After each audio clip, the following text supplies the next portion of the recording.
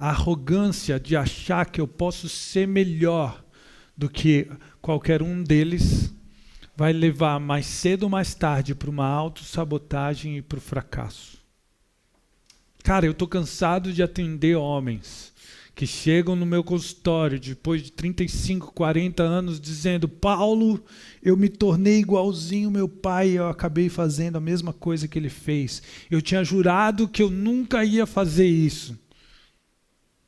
Eu acabei fazendo igual.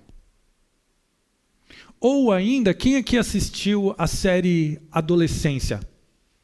Uma série fantástica do Netflix. Existem muitas críticas para bom e para ruim. Então, quem assistiu a série Adolescência? Levanta a mão só para eu saber. Se você não assistiu, eu vou dar alguns spoilers. Assim, é fantástico, vocês têm que ver essa série. Todo mundo já sabe que nessa série, se você viu alguma coisa, um adolescente de 14 anos mata a facadas uma menina, né, de 14 anos.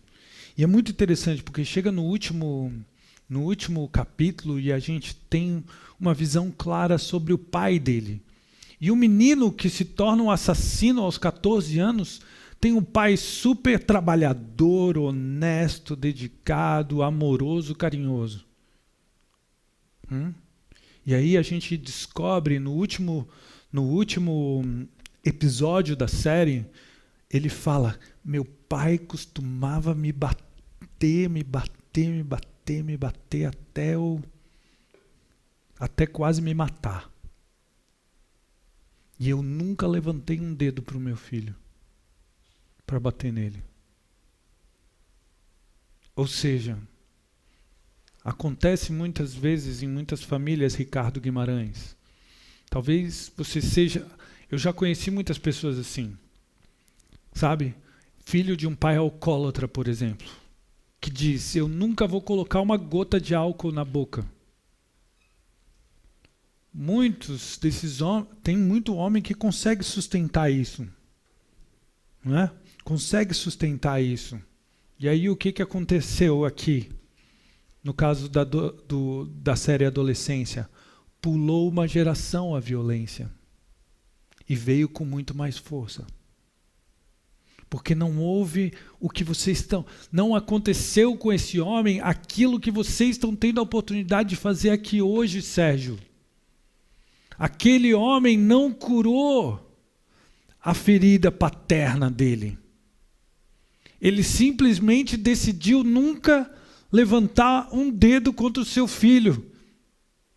Ele decidiu que nunca seria igual o pai dele. Mas isso colocou ele num estado de arrogância e fez com que a violência pulasse uma geração e voltasse com mais força. O filho dele não só era violento, como se tornou um assassino. Vocês estão entendendo o que eu estou falando, gente? A importância desse movimento que a gente está fazendo aqui hoje, Lucas.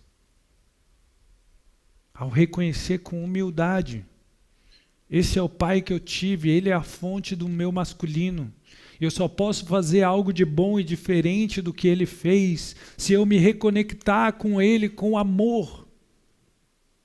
Não para fazer igualzinho a ele, mas para me tornar um homem como ele foi homem. É nesse lugar que está a nossa força, Lucas, para até fazer diferente do pai. Realmente, e não perpetuar ou jogar isso para a próxima geração resolver, entendeu? E aí hoje de manhã, deixa eu contar para vocês de um caso que eu atendi. Hoje de manhã eu atendi um homem. Um homem 43 anos, empresário, muito bem sucedido como empresário. Sua empresa tem várias filiais pelo Brasil e tal. Ele chega para mim num estado de estresse altíssimo. Há 2 anos ele já toma medicação para conseguir não cair na depressão, conseguir dormir e tal. Fazem 2 anos que ele toma medicação para segurar. Mas ele é aquele cara que tem muita dificuldade de sair da cama de manhã, O despertador toca às 6, ele só consegue sair da cama às 8, e assim, às 8 horas ele já começou a resolver coisa do trabalho na cama já, sabe? E isso vai até a noite, quando ele desaba na cama novamente para dormir. Pai de 2 filhos, ele olha para o filho dele de 10 anos, olha só que interessante, ele olha para o filho dele de 10 anos e diz, ele é uma cópia minha. Eu já era assim, Paulo, ansioso desde criança, ele diz. O psiquiatra o diagnosticou com um transtorno generalizado de ansiedade, que é... Não, deixa eu quieto, não vou falar mal dos psiquiatras. Eles fazem um bom serviço também, muitos deles. Então, transtorno... Alguém já passou por isso? Não? Transtorno generalizado de ansiedade? Alguém aqui já teve que tomar medicação para... Já, o Daniel, tem uns caras ali. Já teve que tomar medicação para aguentar o tranco. Sim, o Arthur também. Então, ele assim... E eu falei para ele assim, tu sabe que nesse ritmo tá caminhando para a morte, né, cara? Ele sorriu e disse, eu sei. Mas, cara, se eu morrer, tá tudo certo, porque eu já fiz um seguro. Se eu morrer, vai entrar R$1 milhão na conta da minha mulher. Eu sei que a faculdade dos meus filhos está pago e está tudo certo. Eu disse, então está querendo morrer mesmo, né? Então por que veio aqui? Ele disse, por causa dessa minha ansiedade. Eu disse, então vamos colocar. E nós fizemos, como a gente fez com os homens aqui hoje, também é possível fazer com âncoras, né? E aí eu pedi para ele colocar um representante para ele. E aí ele colocou um representante para a ansiedade. A ansiedade aqui atrás, olha só, que interessante essa imagem. Ele aqui, olhando para frente, mas a ansiedade, mostra aqui. A ansiedade, tá vendo que a ansiedade olha para trás, para o passado? Pode voltar lá para frente. Aí eu perguntei para ele, o que aconteceu com seu pai? Uma figura masculina atrás dele. Vocês viram que atrás vem quem veio antes, né? Então, uma figura masculina olhando para trás, a ansiedade dele aqui. Aí eu perguntei para ele, o que aconteceu com seu pai? O pai dele, ou seja, o avô, ele tomou uma pancada na cabeça, um acidente, teve um traumatismo craniano, mas não morreu. Mas ele ficou totalmente lesado por vários anos e depois faleceu. Ou seja, quando o pai dele ainda era adolescente, ele teve que assumir o lugar do pai. Tomar a responsabilidade. Pode voltar para a câmera lá.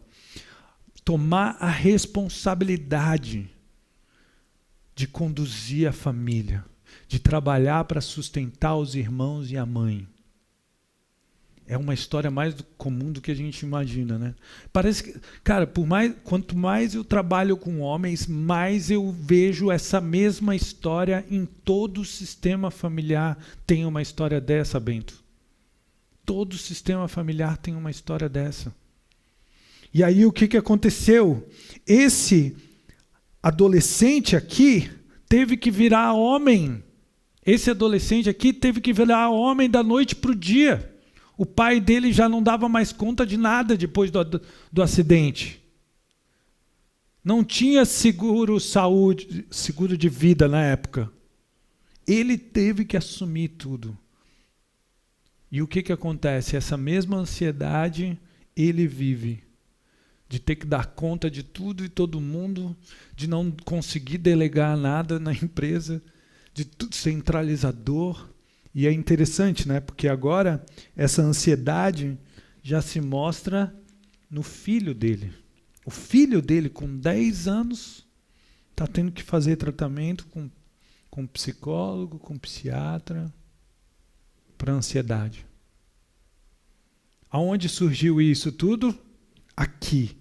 Quando esse homem teve que virar homem da noite para o dia, entendeu?